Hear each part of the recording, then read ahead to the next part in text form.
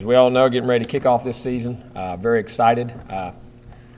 Looking forward to playing somebody else. Our guys, I think, are getting tired of playing each other, but it's glad that we have another week of preparation because we have a tremendous opening game with Ole Miss. Great opponent, very well coached.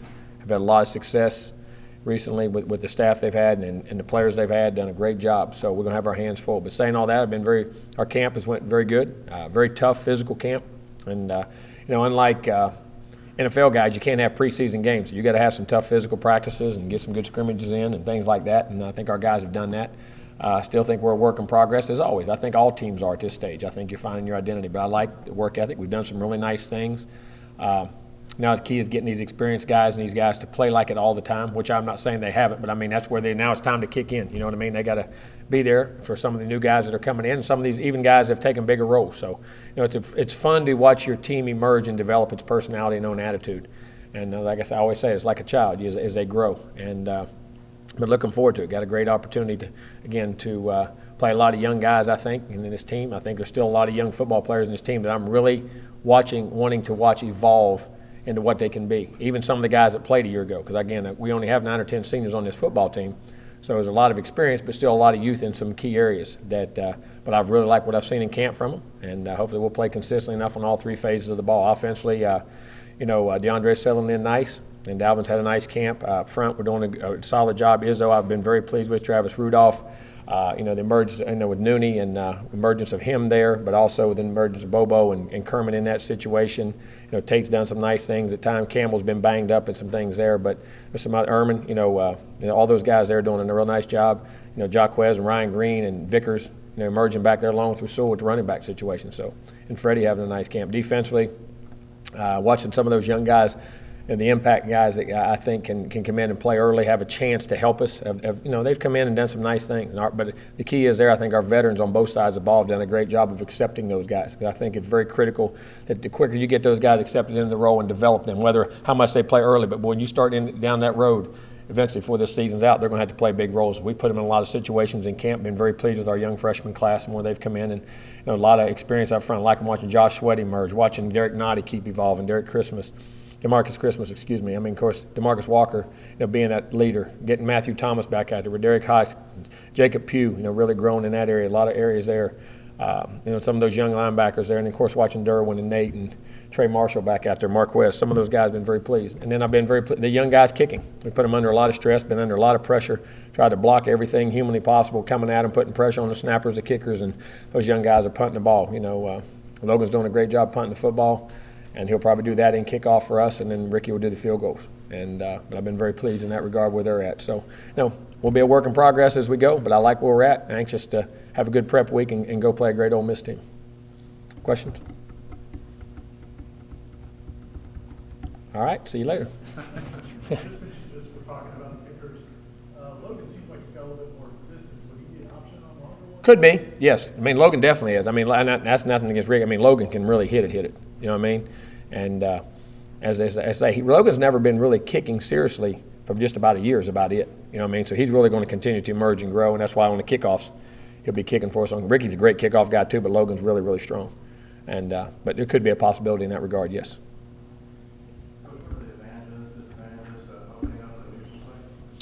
Well, advantages is it puts your team in an atmosphere that, if you're fortunate enough to get into bowl game, major bowl games, playoff games, things like that, you get that atmosphere and environment. You get that again. I think it's great national exposure. I think you get to play a opponent you don't always get to play, a top-notch opponent in a big situation like that on national TV, and you get to find out where you're at. You get to find out where your team's at before you go into your conference schedule and on down the rest of your schedule. So I think from that regard, and as a disadvantage, you're playing a great opponent coming off the bat. You're not in your home bed. You're not in your home stadium. You're not, you don't get to grow into the season, and do things like that. But that's part of it. And you have some give, you have some take. But we'd rather find out where we're at and what we're doing. The program is extremely cautious when it comes to concussions. Extreme. Yeah, there could be, like I said, with Cole Minshew, I said was one that was still in there. Let me double check. Let me get my spectacles out here. How about that? And where we're at. Cole in that regard, as far as that goes, I'm trying to think. I mean, you're always watching. I mean, the guys have had them, like Alec and those guys. You're always constantly watching those guys. Guys have had them in camp. I'm trying to think. There was a couple others. His name. I saw his name on it. Who else was that? Daggone. Nooney, those guys that always have them. We're constantly monitoring those guys, watching the hits, and that's where the GPS can come in and the impacts they get during practice to kill it, continually even see, hey, there's a high impact here, make sure and check on those guys. But, I'd probably Minshew be the only one I would think, but you never know as you go into it. But we constantly, always those guys gets that first one. We're really careful in the situations we put them in, at least for an extended period of time until they can get healthy.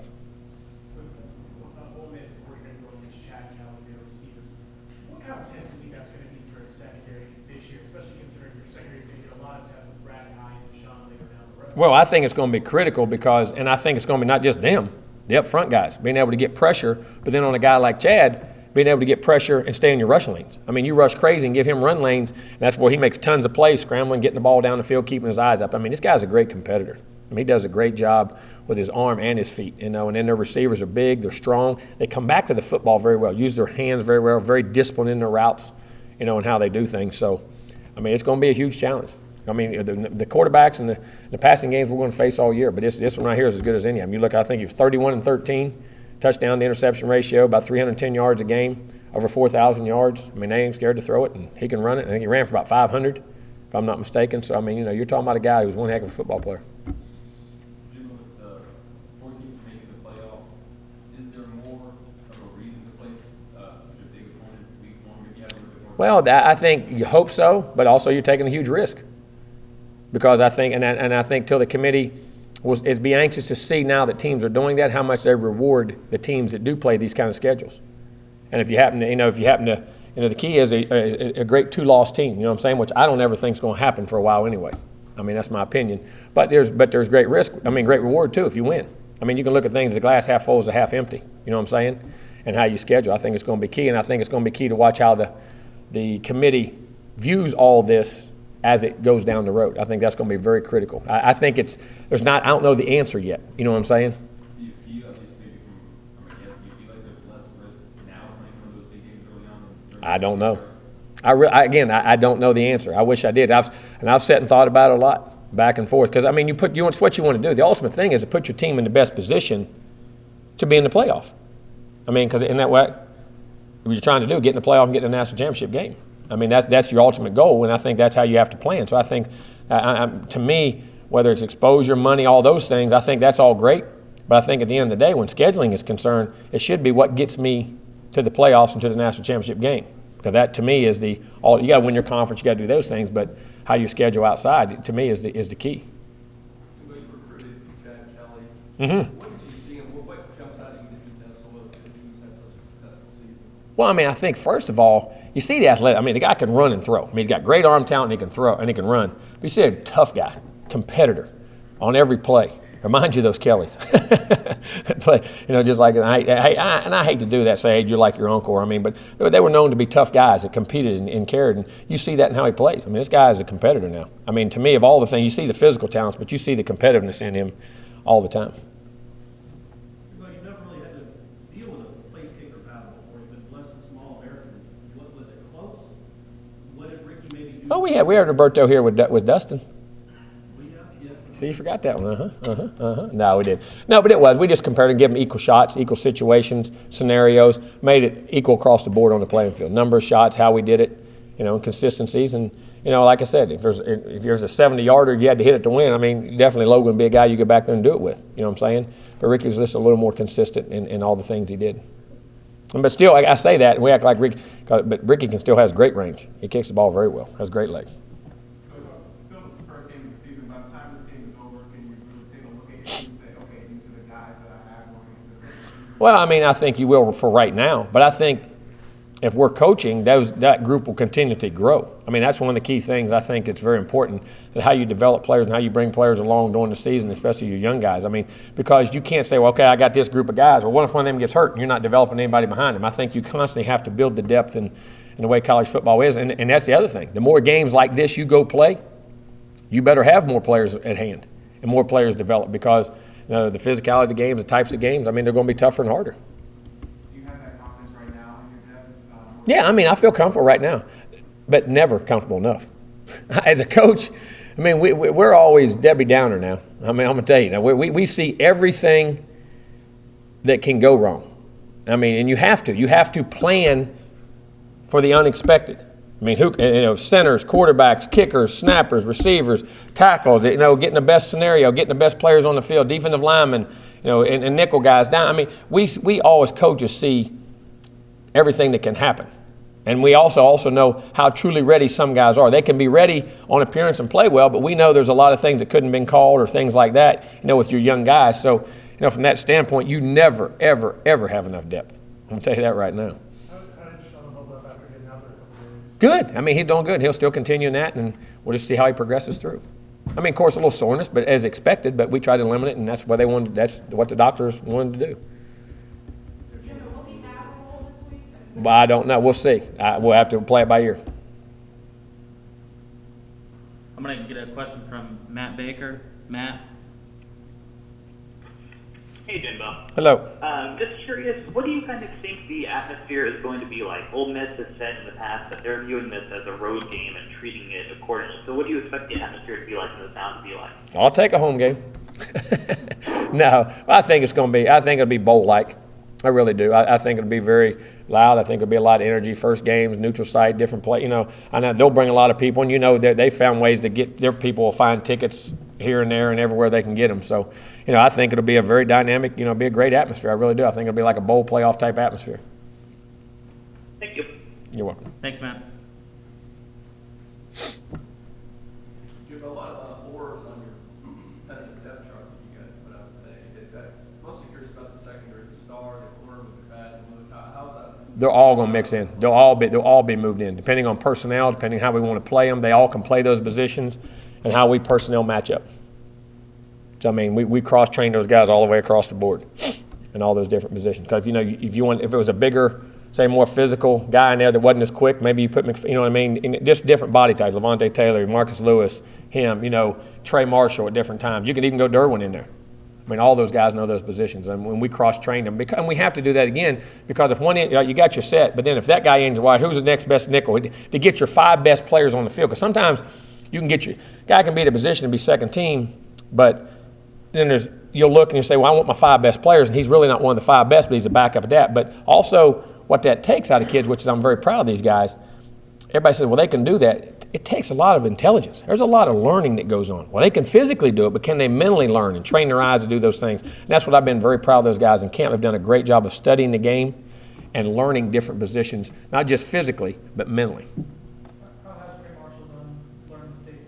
He was at start mostly last year. Oh, he'd already learned the safety. I mean, we started him at safety when he was, again, Trey can do both and is doing them very well. What does he do particularly well against that post spot? What does he bring out himself? Physical, athletic. I mean, loves to tackle, very good tackler in space, plays the ball. You know what I mean? I mean, he can blitz. There's a lot. I mean, Trey's a really good football player. Do you believe that there's such a thing as clutch, that some guys perform better in big situations? No doubt. The ones that prepare for them. What's that? The ones that prepare for them. The ones that have the great practice habits. I give the greatest example. The quote that everybody always asks. Ask Michael Jordan, what do you do so different in the game? What makes you so different? You know what his answer was? I'm not. Everybody else is. I practiced every day like it was the NBA Finals. I practiced every day like it was a championship game. So when those moments come in the game, he was at practice. Everybody else is worrying about the results. When I talk about stay process-oriented, his habit, because when pressure comes, your habits come straight to the surface. What you do daily. We can pretend like we all have this image of who we are, what we are. We are what our habits say we are. Because when pressure moments come, and it's like, you watch people deal with situations. Or they always revert back to what they knew and what happened before when they make a decision. All the time, most of them. You know what I'm saying? Most people aren't willing to expand out, grow, and do that. And I think the guys that handle those situations the best are generally your best practice players. So could be a learned behavior over something that would just be the guy to be that. I think it is. I mean, I think there's certain guys who maybe through life experiences, I've seen that, where handle those situations better. Don't panic. Things don't bother them. They've been through some crazy things in their life, or maybe even had a lot of those situations when they were younger and remember how to excel in them. I mean, can keep their poise in those situations. But most of them have, I think there's a little DNA involved there maybe, life experience, and then a lot of practice habits. And having confidence when those moments come in. It's too early to tell if you I'll take it. You know, tell me. You never know on any of them. I mean, I feel good. He's had great practice habits, and the moments we put a lot. That's why I practice. Why I'm so hard on guys like I am in practice. People wonder why I'm so hard on quarterbacks. I am in practice, extremely. It's the only way I can get the stress level up. It's the only way I can demand. It's the only way I can drive. How do you simulate pressure? You can't, really. That's the best way I know. And try to fluster them. Because I don't want them to do it out there. And if they do, then show them how to bounce back. Because I've had it in practice where I've had quarterbacks who not break but just get flustered. Then I start bringing them back, and then all of a sudden they come back in. I said, look, you just learned a great lesson. Maybe the one will save you and win you a championship. Because there's going to be tough moments. There's going to be hard times. There's going to be nothing is utopia. I mean, on anything in football. And those guys that can handle that and play the next play and move on. One of the defensive players said you got mad at him in the scrimmage and made him live for a play. What kind of things would he do to kind of get you irritated? Sometimes, just decision making. Sometimes you get in that green jersey, you're not used to it. You know what I'm saying? But just the mental capacity to play fast and function. And listen, as a quarterback, you don't get a playoff.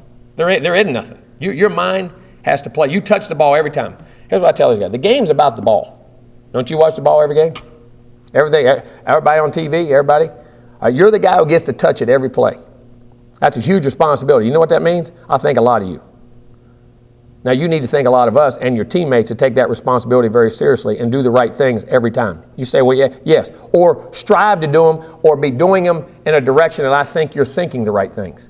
You know what I'm saying? And you're going to learn, and there's curves. And then I'm not going to demand that from you or get like that until I know you understand what we're doing. But when it's time like that, and that's if you're a receiver running a route, that's if you're a tight end, if you're a tailback, you're whoever you are. You guys touch that ball. Everybody on the field wants it. You're the one guy that gets it. We must think a lot of you to give it to you. You got to take that as a responsibility. He does. And I think, and it's not just to me, it's to your teammates. And them guys are doing everything they can do. Take that responsibility very seriously. And I think it's the only way you can put the stress on them. In terms of putting them under stress and seeing how much they can handle, what's the hardest situation you put them under this game? A lot of them. I mean, the way you practice them, how you get on them mentally, physically. But, but I'm going to tell you this. When you put it under them, what you got to do at the end of the day, which no one else sees, that you walk up and put your arm around them and explain to them exactly why you did it. You can be nice. I always say people, they're nice when they coach, then don't ever tell a kid nothing. That's meaner than me yelling at him and telling him everything under the sun and not preparing him for what's about to happen. And that you put him under mentally, tired, sore, banged up, bruised. Just like the guy from the NFL Players Association came out today. Listen, 100% of guys in the NFL get banged up and bruised up. You get hurt. So that's what I tell them here. You're never going to be healthy. If you're injured, that's one thing. You got to learn to play with pain. You have to learn to play with a swollen ankle here and there. You have to learn to mentally grind through when you're tired, when you've had 6 straight days of practice, or it's a 90-degree wet bulb out there and it's 92 degree or whatever, and you're practicing. Or you just had 2 bad plays. And then all of a sudden I change it and put the duress right back on you. Instead of going away from you and saying, I go rest, now I put the pressure right back on you. You got to make 3 more throws. You got to make 2 more catches. Or you got to make 4 more. You just fumbled the ball. I'm going to give it to you 2 more times right here. When everyone knows you just fumbled it and told them you fumbled it. See how mentally tough you are. And then walk by at the end of the day and put your arm around them and explain exactly why you did it. And that now when that situation occurs in the game, you're prepared for it. And it ain't because we didn't care, it's because we do care. And I think that's the key to doing all those situations. How much a concern Marcus Haynes, preseason All-American, obviously want to protect the rookie quarterback? Oh, he can rush. He can rush and run and come off the edge now. I mean, he's fast and athletic.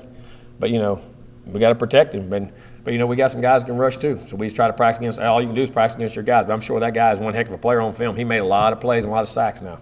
Athletic, change direction. Boy, he can come off that edge. He can dip that shoulder. Good player. We'll have to know where he's at. Is Rizzo scouting quarterback? Tell you what, now he can wing. Actually, he's a lot like Chad. I mean, and I say that, you joke. I mean, Rizzo can throw the heck out of the ball. I mean, got a cannon and moves very well in simulating that. I mean, you're not going to be Chad Kelly. I mean, he'd be playing, be an All-American quarterback right now. But it's a good look. How much of a challenge is all this is secondary, especially with Connor back there at safety? Connor does play safety, but he really doesn't. He really plays like a Sam linebacker, like a nickel. because they're in a 4-2-5 type thing. He's a high, one of them guys that plays there, but very physical, tackles well, can play man, play big guys, really good player. And blitz, really good player. Like the Marshall said, this team kind of reminds me of 2013. Are there any lessons from the 2014 team that you try to pass along? Well, I think you learn from history is your greatest teacher. Look at it and see why things happen, why they didn't happen. Study them. You know what I mean? And everybody says 213 because they want to say that. But that's great. But work habits and things, I hope they have those same work habits. I hope they have that same demeanor. You know what I mean? Now we've got to go out and play well on Saturdays. But hopefully, as far as camaraderie, they're very close. I think it's a very tight knit group. I think it's a group that works pretty good, does some good things and evolving, and I think likes to be coached. You know what I mean? I think sometimes I think they don't. But that's part of it. But I mean, it's a good group. It's a good group of kids. It really is. I hate to say kids, but they're young men. But they're still kids, and that's what we got to remember. With so much turnover over the last couple of years, now you have a team that you have a lot of people returning. How hard is it to get that process of getting your organization right back where you want it? Well, I mean, that's always a change, and I don't think you say where it was. It can never be where it was. It has to grow. Nothing ever stays the same. And teams, and sometimes we look at wins and losses. Sometimes is where the organization's at. That's not necessarily true. I mean, where you're going, what's happening, and everything that goes on. And it can be window dressing where things look great and they're not. I mean, it can be things where things look average and they aren't. They're really good. I mean, that's part of everything. But you're constantly trying to find that chemistry and trying to grow with the times and how kids change, what they change, how teams change. But at the end of the day, the reasons all these teams have success usually doesn't change. I mean, it's kids you can't make football easy. You can't make success easy. Guys are willing to work, and not only willing to work intelligently and to be able to execute what their job is, be able to do your job at the end of the day. That's what you're required to do. I mean, Coach, I'm trying. I know you mean well. I love you, but you got to do your job. I mean, but you got to have the right attitude to be able to get to that point. You talked about the short yardage being this preseason. Mm-hmm. How much of that is on the backs understanding the situation? Both. You go back. I go back at 13 and look a lot, maybe 14. Guys, look in the NFL. How many guys line up on 3rd and 1 and just make it? You go turn the TV on the NFL, on the goal line. Most of them guys are throwing it, getting it outside, doing some kind of trick play. There's a few that get it in there. There's not a lot. I mean, it's a lower percentage of what you do. And at the end of the day, it's attitude. We go back and look when we were 90-some%, okay? Sometimes we didn't block as good in the back, knocked them back. You had Carlos, you had Wilder, you had big guys that knocked people back. Even Freeman was a little powerful guy. You know what I'm saying? Then there's other times we blocked the heck out of them. You know what I mean? And last year, some of the runs, we either missed a cut or we didn't block. Sometimes it was on both. I mean, usually when you look at things like that, they're on both. And you have to just find that niche of what you do and get good at it and keep practicing.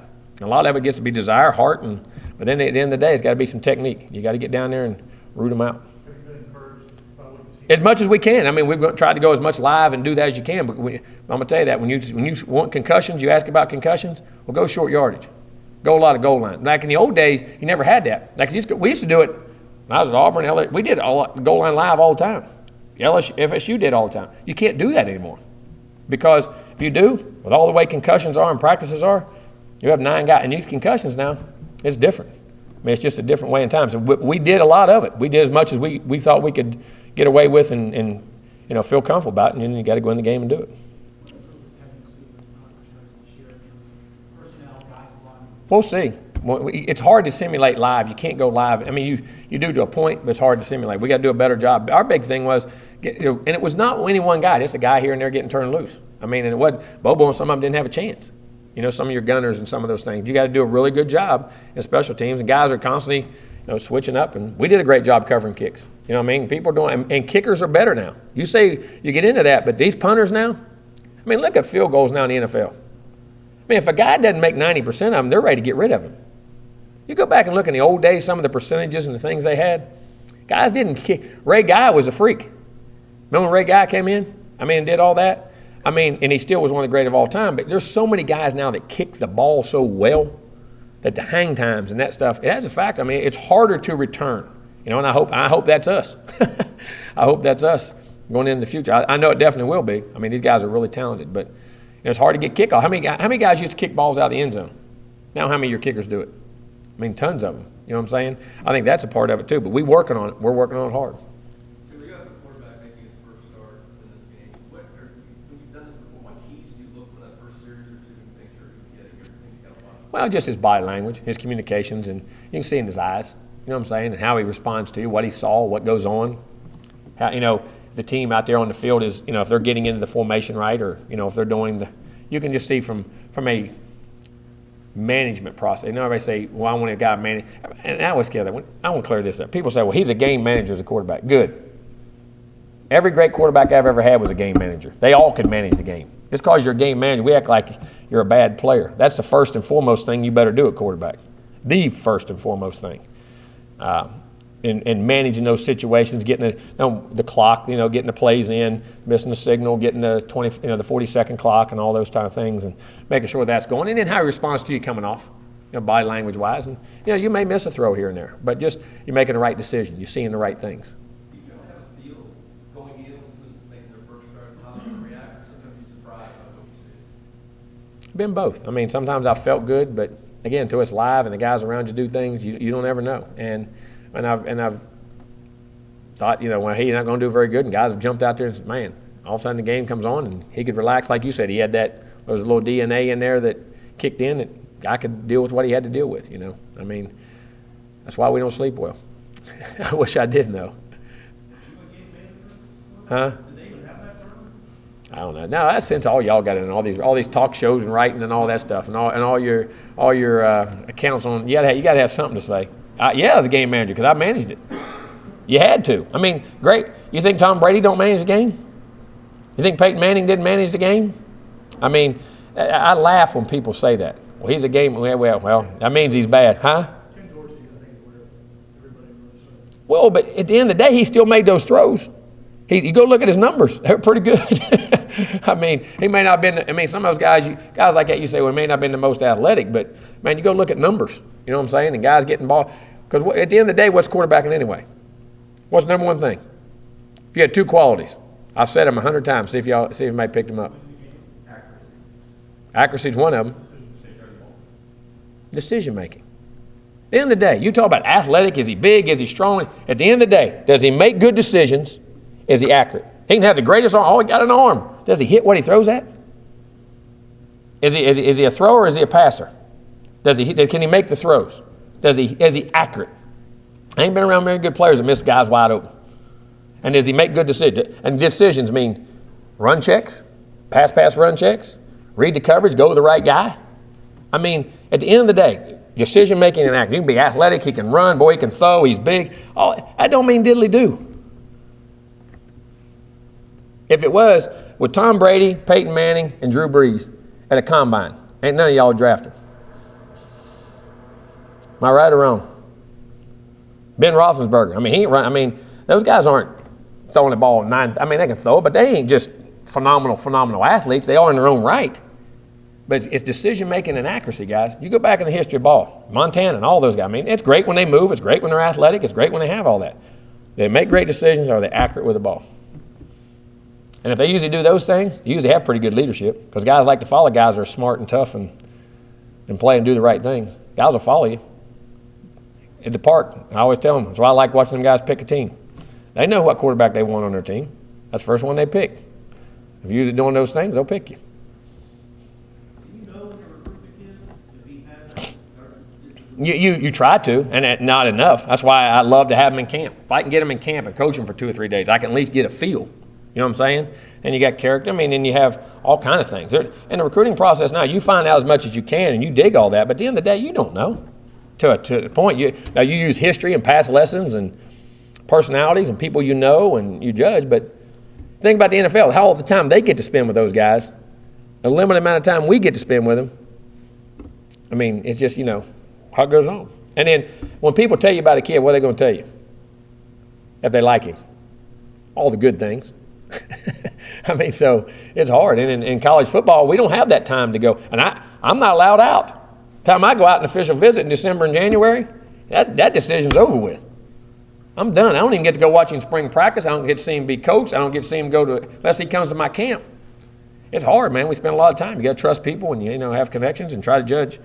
And at the end of the day, then when you get them, figure out what their strengths are, play to their strengths, try to get their weaknesses a little better, but try to minimize them. One more. You saw the operator in person, and you kind of recall what happened. I mean, the physical talent jumped out on the film and thing. You saw him throw the football. Liked him. He was very quiet, easy going, but still had a little presence about him. Presence, I think, is very important too. That's the other thing. They ain't never been around very many good ones. They walk in the room, you don't know who they are, and they're not trying to let you know. Those great ones know when you walk in the room. But DeAndre impressed me when I saw him. How rare is it to be able to putt these capable you don't see And no, you don't. Last time we had was Graham Gano here. Remember, Graham did it for a whole season and did it really well. I mean, I think usually guys like that are really good athletes, and Graham was. If you remember, I think Graham was a finalist in the 100 meters in the state. Didn't he run 10.5, 10.6 in the 100 meters? Something like that, and people realized how good an athlete he was. And Logan, Logan was, he's only really kicked 1 year. I mean, he was a quarterback, linebacker, fullback. I mean, he was a football player. You know what I'm saying? They just happened to have a good leg, and then they figured out, hey, if you did this, you got a future. You know what I mean? And it's really strong. But the idea is, usually those guys that do that are really, really good athletes.